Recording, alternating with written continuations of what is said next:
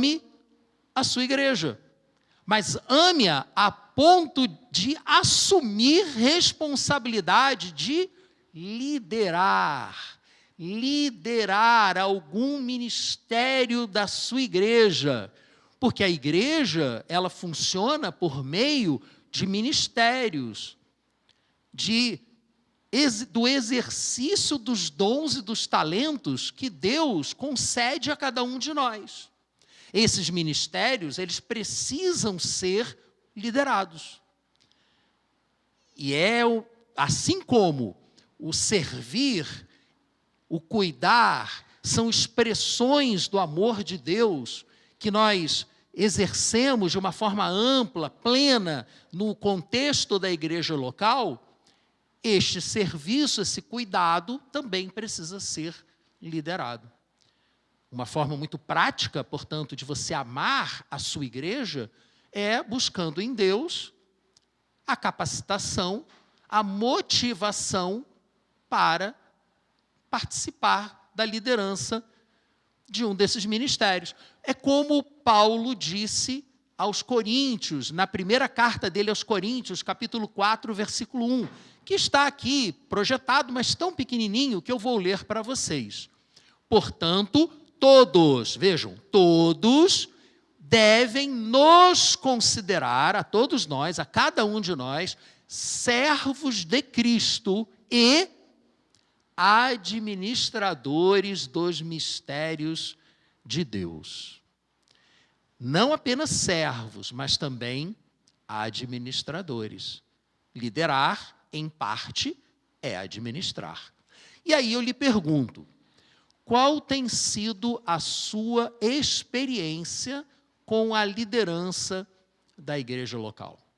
Quaisquer reclamações, por favor, procure-me. Né? Olha, não está muito bom não. Pô, Leonardo, está deixando muito a desejar. Por favor, procure-me. Vamos conversar, vamos orar juntos, vamos buscar em Deus soluções para os problemas que, porventura, nós tenhamos. Mas nem todos aqui têm, na Igreja Orla Sul, a sua primeira igreja. Muitos aqui passaram por várias outras igrejas e tiveram experiências diferentes com diferentes lideranças.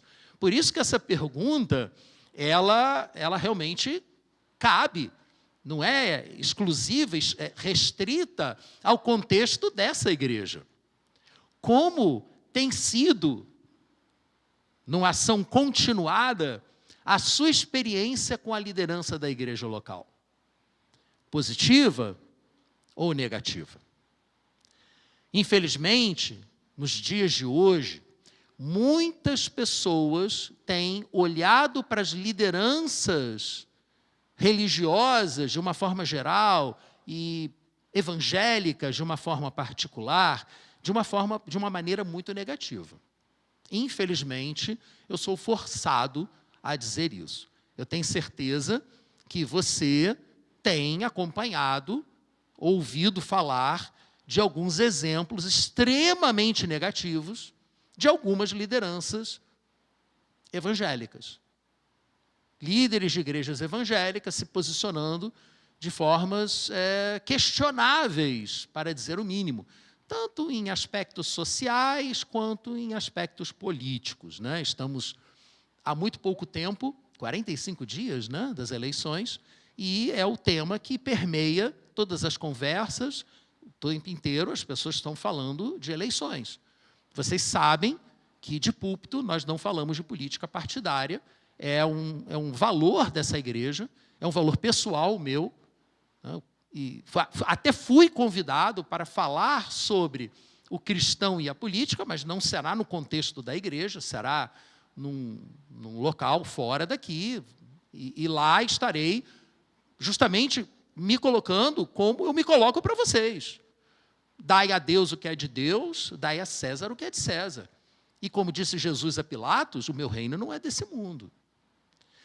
Mas o fato é que, apesar de já sermos cidadãos do reino de Deus, ainda somos cidadãos deste mundo. Já vivemos na cidade de Deus pela fé, mas ainda vivemos na cidade dos homens. E aqui somos cidadãos. E nós temos uma responsabilidade. Isso é tema para a conversa que eu fui convidado para ter mais à frente. E não será aqui.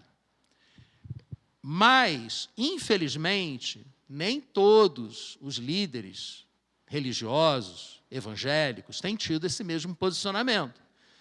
Têm assumido posturas político-partidárias, inclusive de púlpito, com a qual não concordamos. Atitude esta com a qual não concordamos.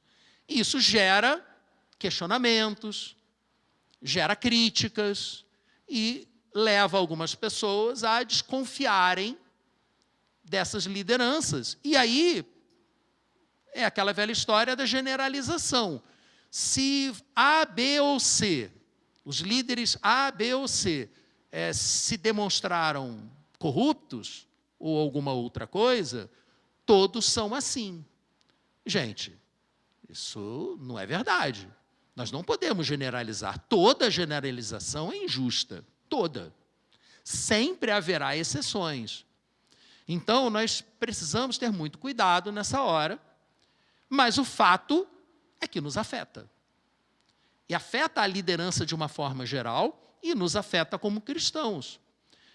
E isso gera muita frustração, além de gerar desconfiança em relação às lideranças de uma forma geral, também causa frustração e, dependendo da atitude de algumas lideranças, dependendo da atitude da liderança pela qual você passou na sua vida, no passado, gera sofrimento.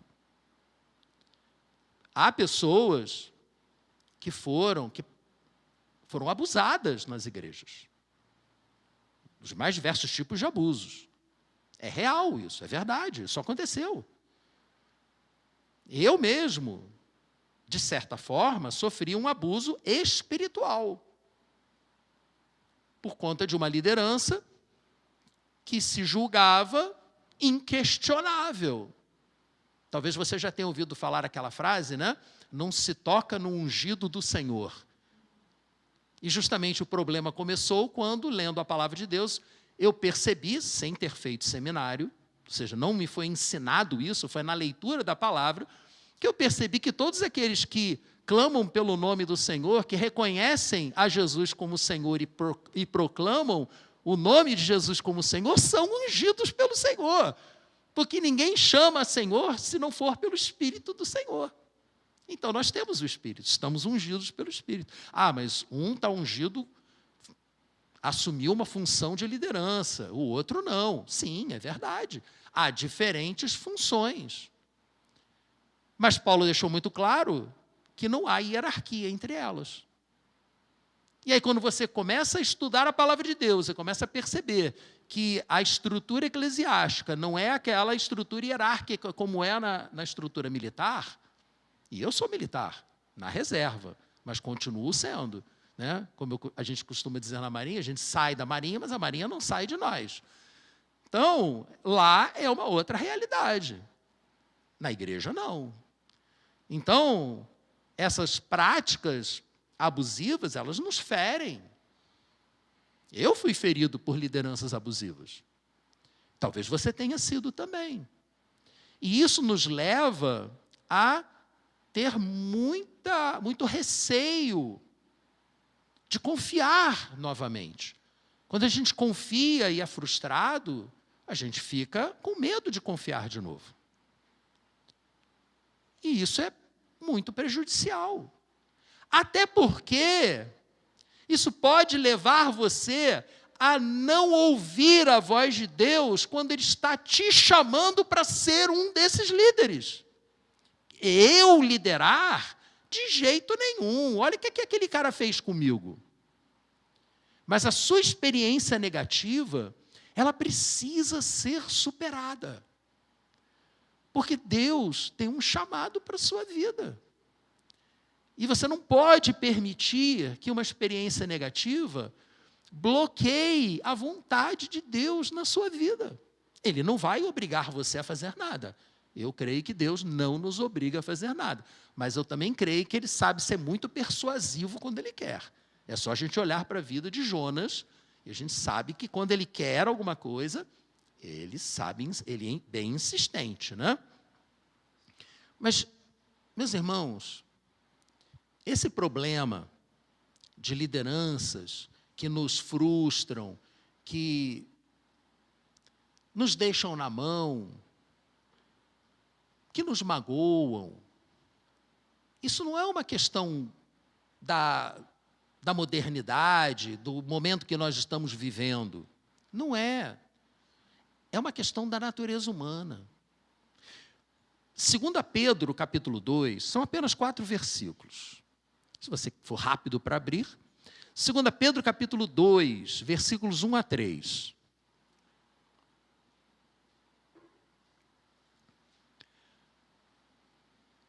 Vejam o que é que o apóstolo Pedro está falando de certas lideranças. Assim como houve falsos profetas no meio do povo, também surgirão falsos mestres entre vocês.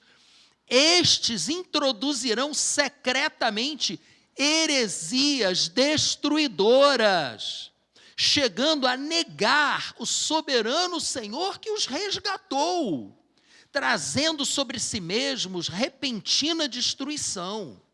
Muitos seguirão a devassidão desses homens, e por causa deles, o caminho da verdade será difamado.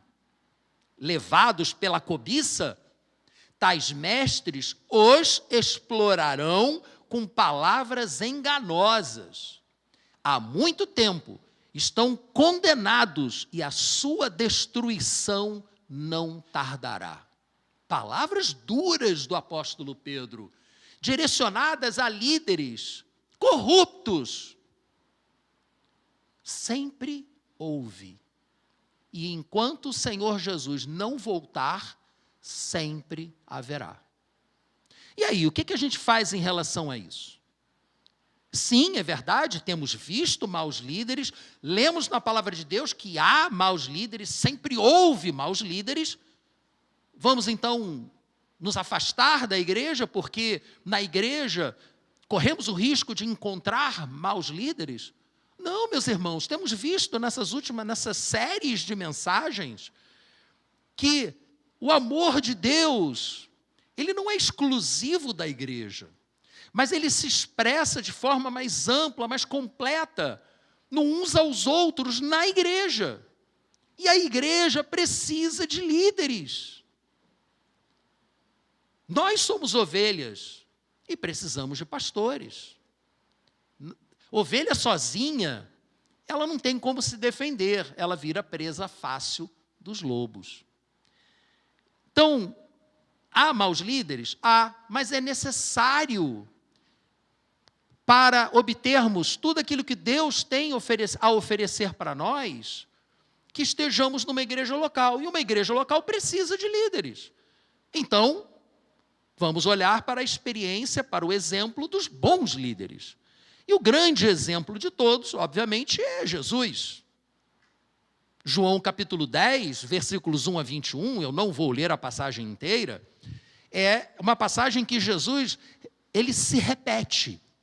E ele faz várias afirmações, se apresentando como o bom pastor. Ele é o exemplo.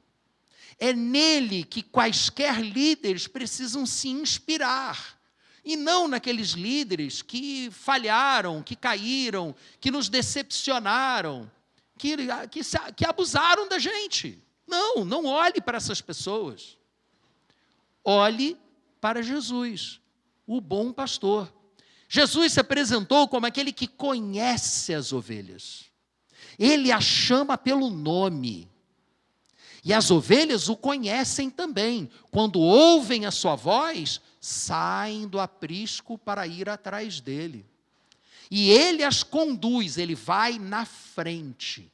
O líder cristão, ele não é vaqueiro que vai atrás da manada tangendo o gado.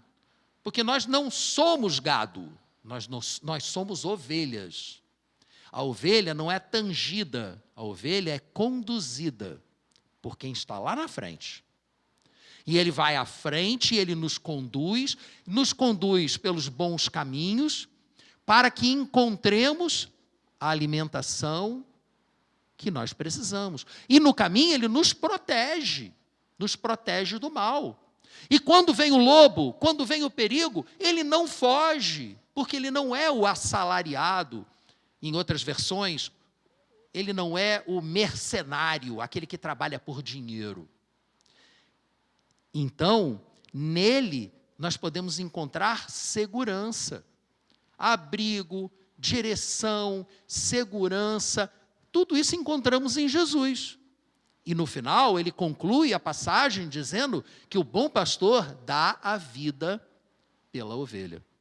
No caso de Jesus, literalmente, porque ele se entregou para que a sua morte nos desse vida. Mas os líderes precisam se sacrificar também. Ou vocês acham que não é um sacrifício ficar acompanhando obra dentro da igreja? Claro, é um tempo que eu poderia estar usando em outra coisa que eu estou aqui. Ah, mas poxa, você não está comparando acompanhar a obra com ir para a cruz, né? Claro que não, óbvio que não. Mas existem muitos outros sacrifícios que a função de liderança exigem de nós. O bom líder, ele sofre. O pastor, que conhece as ovelhas, ele sofre com a ovelha. Eu digo, sempre brincando, que é homem só chora em filme de guerra. Mas eu, como pastor, tenho uma situação que sempre me faz chorar também. Quando um casal chega para mim dizendo que está se separando. Por que não me procurou antes? Por que não me pediu ajuda antes, enquanto havia tempo? Enquanto havia condição de orar e transformar, com a ajuda de Deus, sobrenaturalmente a situação? Pode ser que não se consiga, mas pelo menos me dá a chance de tentar, não é? Quando a coisa já chega embrulhada, pronta para entrega, eu choro, porque eu me sinto inútil. Isso é dar a vida pelas ovelhas. E há várias outras situações, eu não quero ficar aqui falando para não parecer que eu estou querendo falar de mim. Isso qualquer pastor que ame as ovelhas sofre junto com as ovelhas. É natural. E se você sentiu o chamado de Deus para liderar, mesmo que não seja numa função pastoral, ainda que seja liderar um ministério, naturalmente você vai se envolver com as pessoas que você está liderando e você vai se alegrar com elas e vai chorar com elas. Porque essa é a expressão do amor de Deus. Se alegrar com os que se alegram e chorar com os que choram. Então, sim, a gente passa por essas situações. E aí eu lhe pergunto, se você já teve a oportunidade de servir a Deus sob uma boa liderança, sob a liderança de um bom pastor, como é que você se sentiu? Não foi bom você ser liderado por um bom pastor? Porque depois daquela liderança abusiva da qual falei, o Senhor me abençoou com uma liderança maravilhosa. Eu não falo o nome da liderança ruim, mas da liderança boa eu falo. O nosso fundador aqui dessa igreja, pastor Gaiki, que agora já voltou para os Estados Unidos e lá está com a família, né? Terminou o tempo dele de trabalho aqui como missionário. Aquele homem foi usado por Deus para resgatar a minha confiança em liderança cristã. Um pastor dedicado, que quando diz para você que está orando por você, está orando por você mesmo. Meus irmãos, é um privilégio você servir a Deus junto com um bom pastor. É um privilégio. É um privilégio servir a Deus de qualquer forma, mas junto com alguém, sob a liderança de alguém, que você identifica nessa pessoa essas características que Jesus apresentou aqui em João 10, eleva a gente, nos transforma. E nós somos chamados a imitar essa atitude. Por exemplo, o autor da carta aos Hebreus, no capítulo 13, versículo 7, ele diz, está aqui projetado, lembrem-se dos seus líderes. É o que eu estou fazendo aqui, estou estimulando você a se lembrar dos seus bons líderes. Aqueles que transmitiram a palavra de Deus a vocês. Observem bem o resultado do estilo de vida deles e imitem a sua fé. Eu quero imitar a fé do pastor que fundou essa igreja há 27 anos. Eu quero imitar. Eu quero observar o estilo de liderança dele e reproduzi-lo. É mais ou menos o que Paulo disse na primeira carta dele aos Coríntios, capítulo 11, versículo 1. Sejam meus imitadores, como eu sou imitador de Cristo. Então, há líderes ruins? Sim. Que nos decepcionam, que nos ferem? Sim, mas há bons líderes também. E quando temos a oportunidade de servir com bons líderes, nós precisamos aproveitar essa oportunidade e aprender com ela e reagir a essa oportunidade. Como? Seguindo-a, imitando-a, tentando reproduzir em nossa vida aquilo que a gente está admirando na vida do outro. Coisas boas devem ser repetidas. E como eu estou estimulando você a ouvir o chamado de Deus para liderar, o que significa isso? Biblicamente. Aí eu peço que você abra sua Bíblia na primeira carta de Pedro. Agora a gente vai ler junto.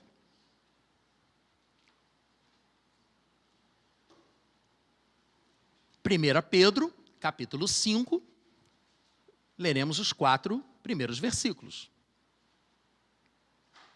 Exortação aos presbíteros. E aí cabe um parênteses antes de começarmos essa leitura, né? O significado original da palavra presbítero é ancião, alguém idoso, uma pessoa velha. Mas essa denotação acabou se transformando numa outra conotação. A palavra, então, passou a representar alguém que, por ter idade física, também tem experiência, também tem sabedoria, também tem maturidade. Nós sabemos que nem todo mundo que é idoso tem sabedoria e maturidade, né? Nós sabemos disso. Mas, naquela época, na época de Jesus, lá no idioma grego, eles entenderam de utilizar a palavra com duplo sentido. No sentido literal da idade, mas também num sentido figurado de alguém a ser seguido. Então, essa palavra presbítero, ela representa alguém que pode exercer liderança. E ela tem o mesmo sentido no texto bíblico que a palavra pastor, por exemplo. Ou a palavra episcopos, em grego, que costuma ser transliterada para bispo, que significa supervisor. Então, tanto o ancião venerável, quanto o líder, o condutor de ovelhas, quanto o supervisor de pessoas, no Novo Testamento, tem o mesmo sentido, que a gente genericamente pode chamar de pastor. Ok? Então, explicado isso, portanto, eu, que também sou presbítero, disse Pedro, testemunha dos sofrimentos de Cristo, participante da glória que será revelada, peço aos presbíteros que entre vocês pastoreiam o rebanho de Deus, que está aos seus cuidados. Olhem por ele, o rebanho, não por obrigação, mas de livre vontade, como Deus quer. Não façam isso por ganância, mas com o desejo de servir. Não hajam como dominadores dos que foram confiados a vocês, mas como exemplos para o rebanho. Quando se manifestar o Supremo Pastor, vocês receberão a imperecível coroa da glória. Até aqui. Aqui nós vemos as características que, segundo Pedro, devem ser encontradas em quem lidera. Tenham eles os nomes de pastores, diáconos, bispos, presbíteros, o que você quiser. O importante aqui é que vocês já devem ter percebido que essas características não são aquelas que se costuma colocar em currículos. Não é verdade? Nós já participamos aqui na igreja de 3 processos sucessórios. E nós pedimos que os pastores candidatos apresentassem os seus currículos. Mas você sabe que tem uma coisa que você não consegue colocar em currículo? O caráter. Você não tem como colocar o seu caráter num currículo. Você só descobre o caráter de alguém convivendo com a pessoa. Ou seja, não adianta nada o currículo. Porque, segundo Pedro, o que importa não é o currículo, é o caráter. Tem até algumas denominações que, por conta disso, vão para um outro extremo e se tornam anti-formação humana. Não é para estudar teologia, que só estraga. É só a Bíblia. Tá, mas você vai entender a Bíblia sem estudar teologia como? Não, o Espírito Santo vai te revelar. É um outro extremo. Então, você tem um extremo de que as pessoas só estão preocupadas com a formação acadêmica dos pastores, e tem o extremo daqueles que só estão preocupados com a experiência dos pastores e não olham para a formação acadêmica deles. Como vocês já me conhecem o suficiente, sabem que eu busco sempre o equilíbrio. É necessário ambas as coisas. Você tem que buscar o conhecimento, a capacitação humana, mas o que, na verdade, vai importar é o seu caráter. E essa qualificação do seu caráter para você liderar, nós extraímos dessa passagem. A primeira delas, você tem que ter responsabilidade. Você tem que assumir responsabilidade. Porque o trabalho do pastor é cuidar das ovelhas, imitando o exemplo de Jesus. É ir à frente das ovelhas, é liderando pelo exemplo, é liderando com humildade, é não subjugar a ovelha. Nós acabamos de ler isso. Responsabilidade, assumir responsabilidade, não agir como o mercenário, que foge quando surge a ameaça. Caráter é necessário para que você tenha responsabilidade. Só que o caráter também é necessário para que você tenha a motivação certa.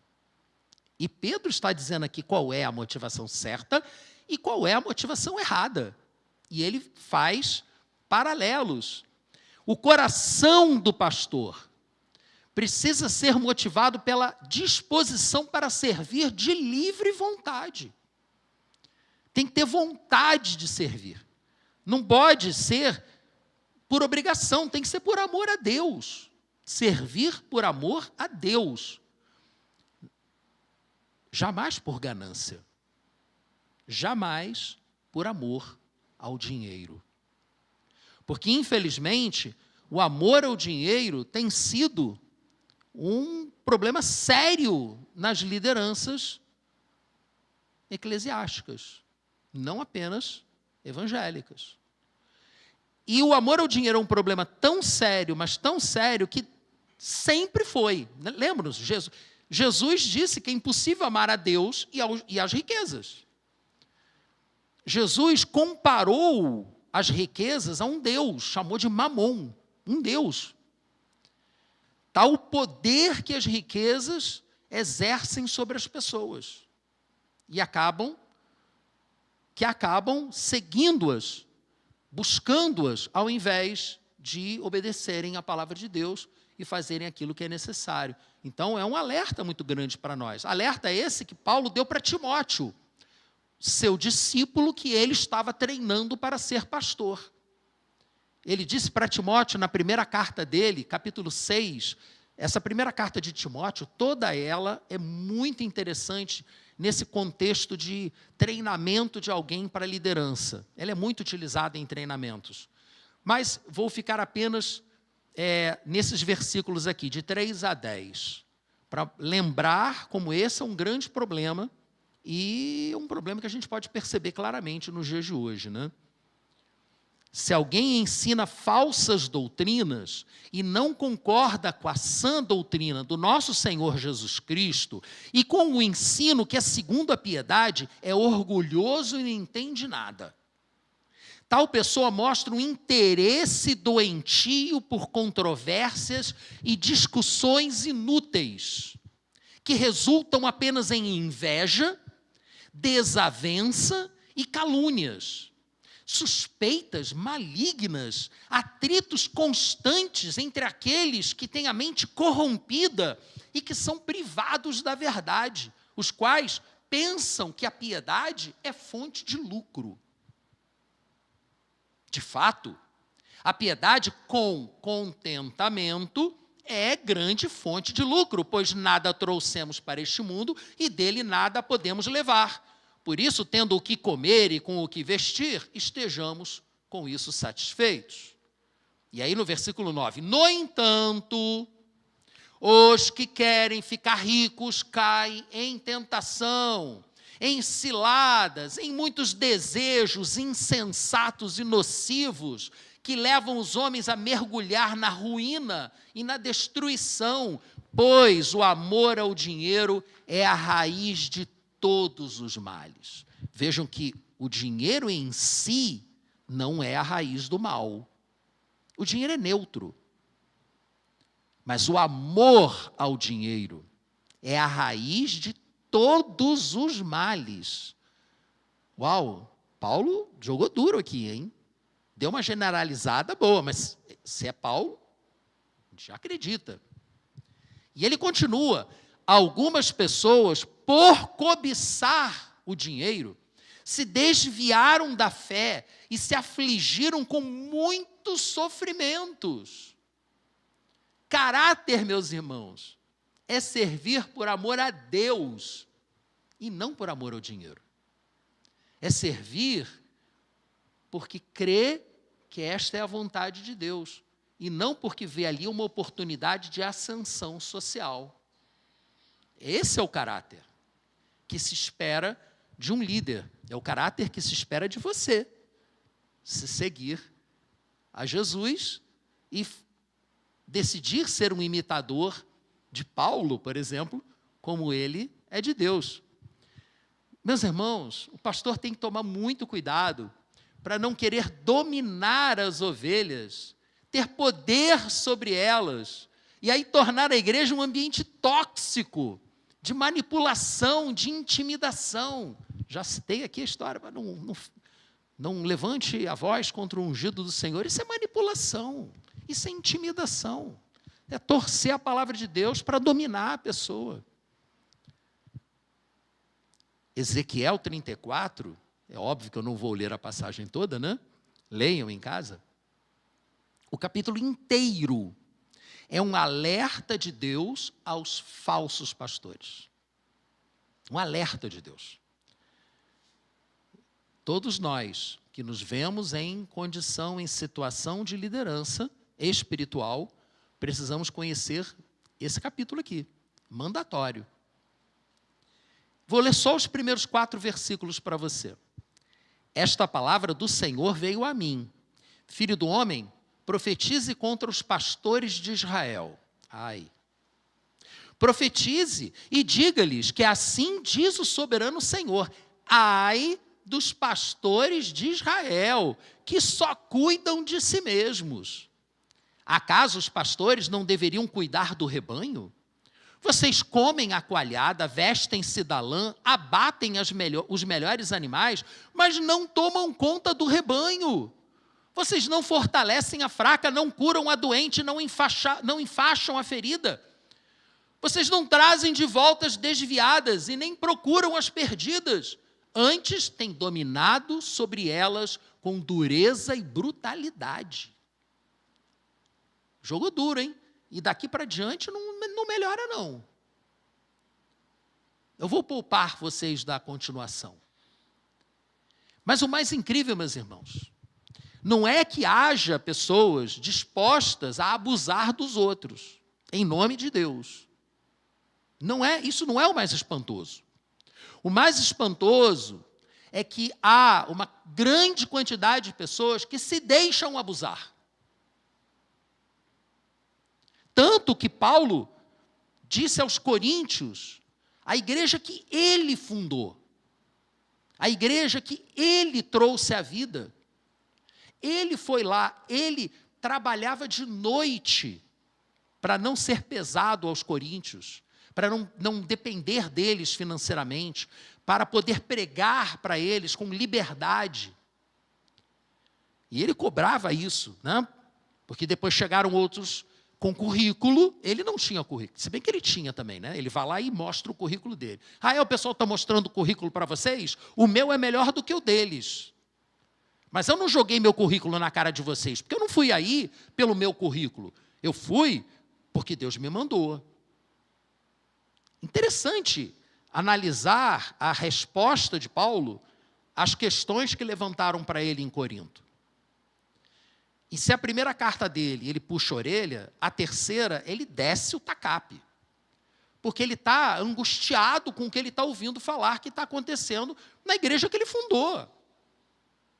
Como aquelas pessoas que ele trouxe à luz estavam se deixando dominar por pessoas que as estavam levando por um caminho errado, diferente do que ele tinha apresentado, com tanto sofrimento.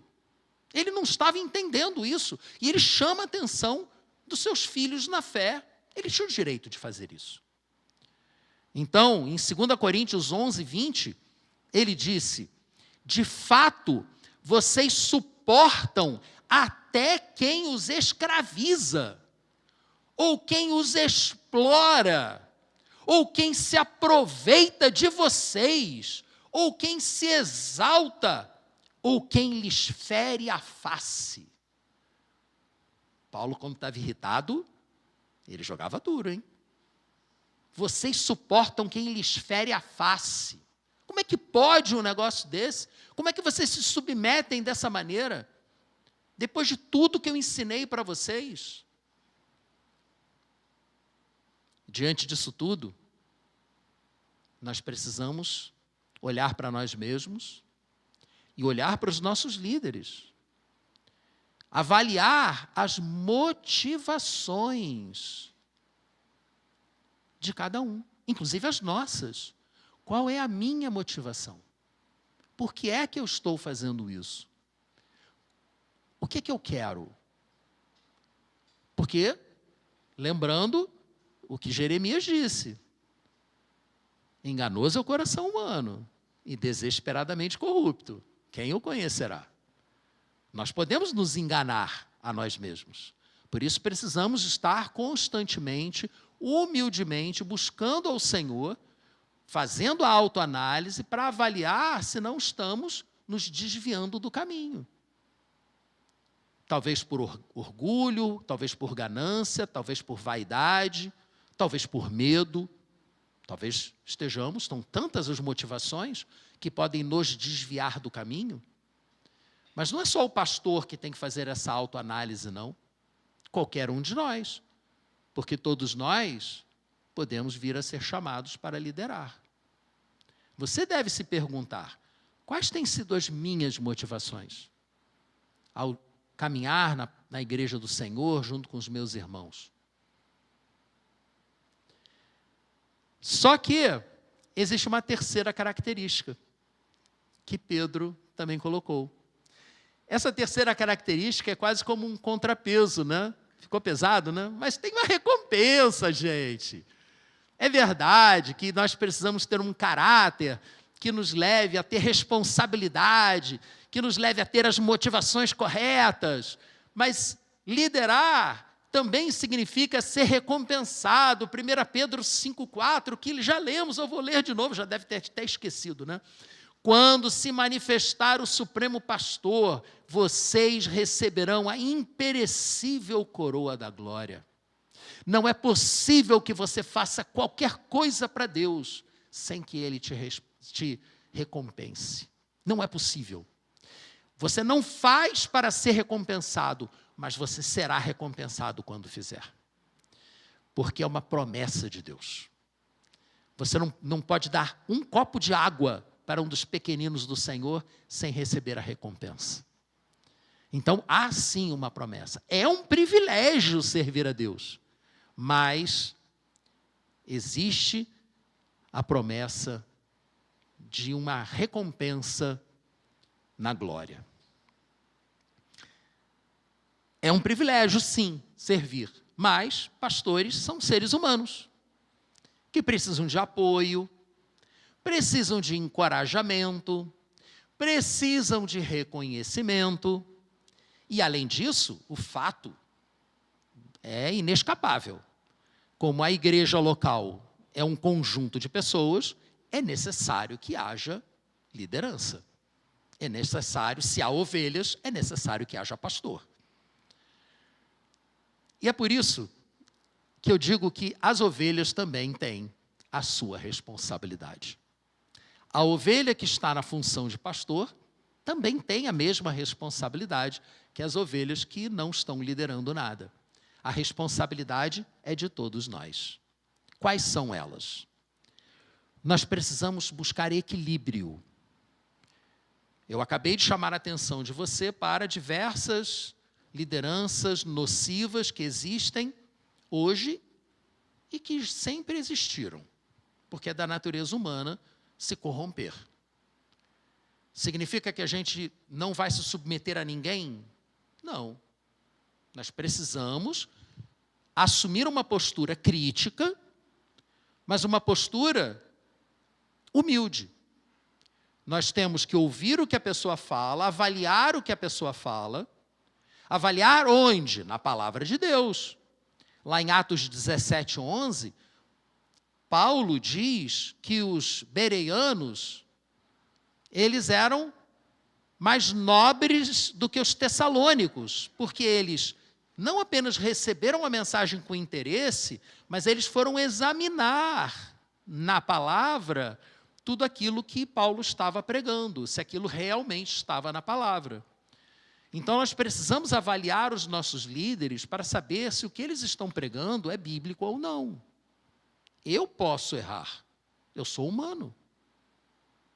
Então, você precisa confirmar na palavra se o que eu estou dizendo realmente está na palavra ou não.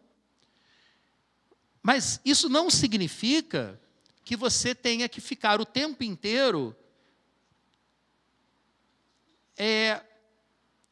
refratário ao que está sendo dito. Você tem que avaliar, sim, você tem que ter um espírito crítico, sim. Não vai se submeter só pelo título. Você tem que provar a pessoa. A palavra de Deus diz que nós devemos a tudo julgar e reter o que é bom. Então, você deve ter essa atitude equilibrada entre, num extremo nocivo, a submissão cega, que não é saudável, porque as pessoas erram, e no outro extremo nocivo, uma crítica constante, a recusa de caminhar junto. Porque se você se recusa a caminhar junto, o pastor segue e você não vai, você fica para trás. Ainda que às vezes o pastor volte para te pegar,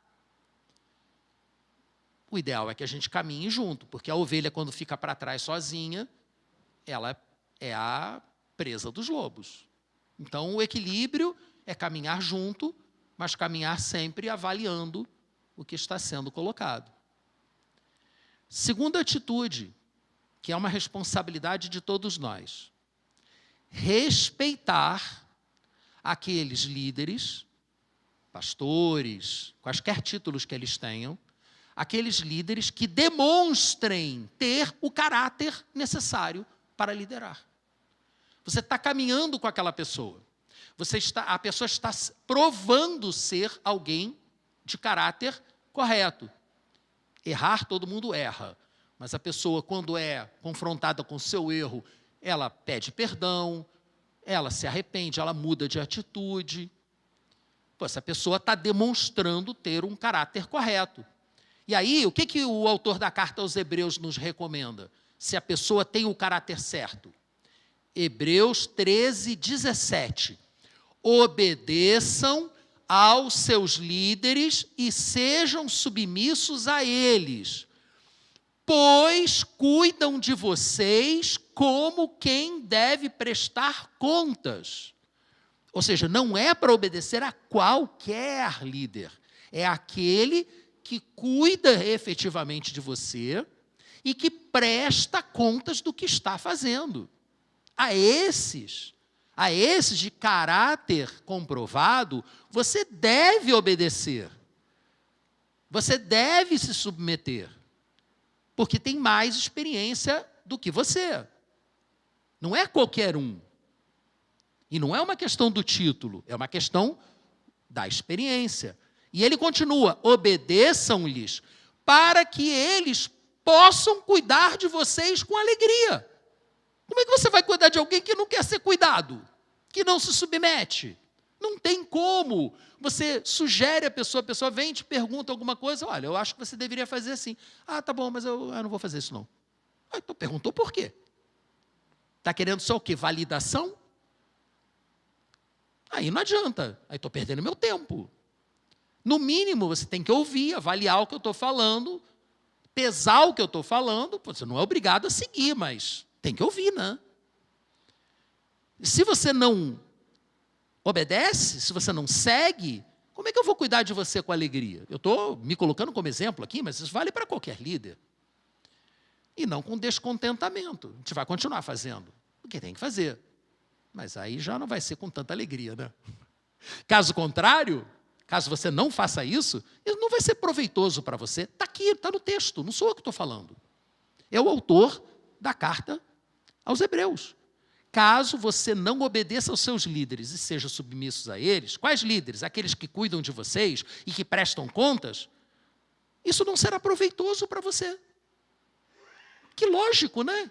Coisa prática que está na palavra de Deus. Então, além de buscar o equilíbrio e de respeitar seus líderes, você também tem que demonstrar consideração, porque é um ser humano. O teu líder é um ser humano. Eu já disse lá atrás, os seres humanos, eles precisam de apoio, de encorajamento, de reconhecimento. E Paulo disse aos Tessalonicenses, no capítulo 5, versículos 12 e 13, irmãos, pedimos que vocês tenham consideração para com os que se esforçam no trabalho com vocês, que os lideram no Senhor e que os admoestam. Tenham consideração com as pessoas que chamam a atenção de vocês. Não é só com os que passam a mão na cabeça, não, que te elogiam, mas também nos que te chamam a atenção. Cara, não vai por aí não, bicho. Não vai dar certo, cara. Faz isso não. Tenham consideração com essas pessoas. Tenham-nos na mais alta estima, com amor, por causa do trabalho deles. E eu volto a dizer, isso vale para qualquer líder, em qualquer nível da igreja. Quarto, reproduza os bons exemplos na sua vida. Aos Filipenses, capítulo 3, versículo 17, Paulo disse: irmãos, sigam unidos o meu exemplo e observem os que vivem de acordo com o padrão que apresentamos a vocês. Além dele já ter dito, né? Sejam meus imitadores, como eu sou de Cristo, ele também disse para seguirmos unidos o exemplo dele, mas não apenas o dele. Observarmos as pessoas que vivem segundo esse padrão que ele apresentou. Sigam não apenas a ele, mas sigam também aqueles que demonstram que estão seguindo a ele. Porque ele está seguindo a Jesus. Se você está seguindo a Paulo, consequentemente, você está seguindo a Jesus também. A esses, você deve seguir, deve imitar, deve reproduzir. E por último, o mais importante de tudo, interceda pelos seus líderes. 2 Tessalonicenses 3:1. Finalmente, irmãos, orem por nós, para que a palavra do Senhor se propague rapidamente e receba a honra merecida, como aconteceu entre vocês. Quase todas as cartas de Paulo terminam com ele pedindo oração pelo seu ministério. Porque nós não somos capazes de realizar o nosso ministério. O ministério nem é nosso, é de Deus. Precisamos de ajuda. Um dos grandes pregadores do século XIX, Spurgeon, um cara que tinha uma pregação super eficaz. E uma vez perguntaram para ele qual era o segredo da eficácia da pregação dele. Vocês sabem qual foi a resposta? Eu tenho uma igreja que ora por mim. Você ora pelo seu pastor? Silêncio constrangedor.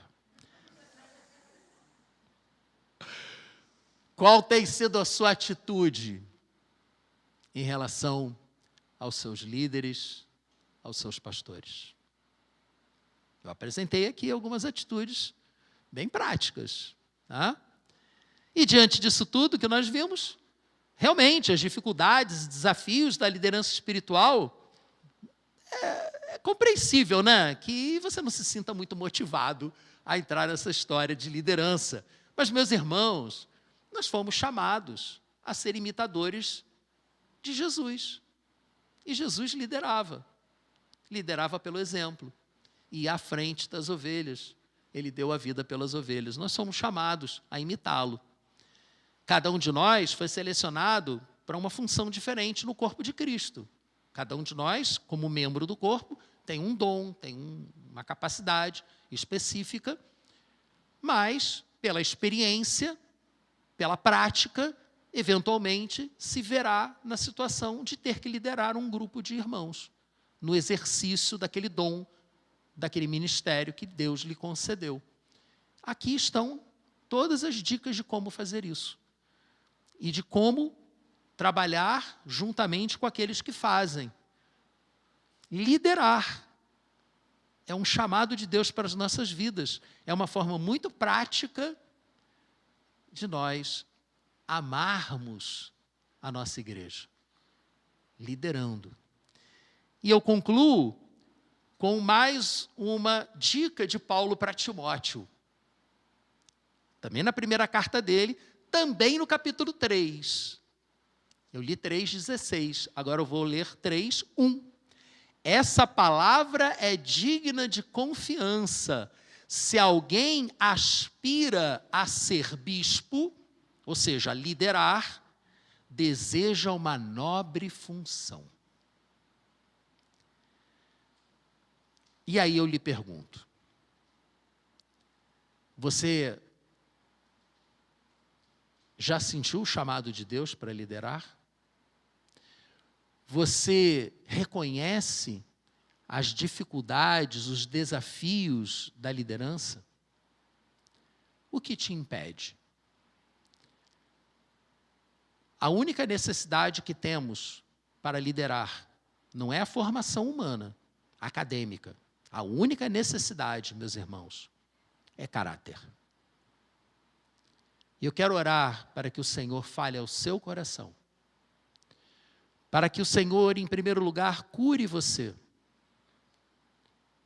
de más lembranças, traumas, mágoas, por ter sofrido na mão de maus pastores. Que o Senhor te cure. Quero orar também por você, para que, ao ser curado, o Senhor te liberte de quaisquer impedimentos e você ouça o chamado do Senhor para servir. Inclusive, servir liderando. E por último, quero orar por você para que você sinta também o chamado de Deus para assumir a sua responsabilidade como ovelha, fazer a sua parte também, para que juntos nós possamos caminhar e ir mais longe. Eu peço que você fique de pé.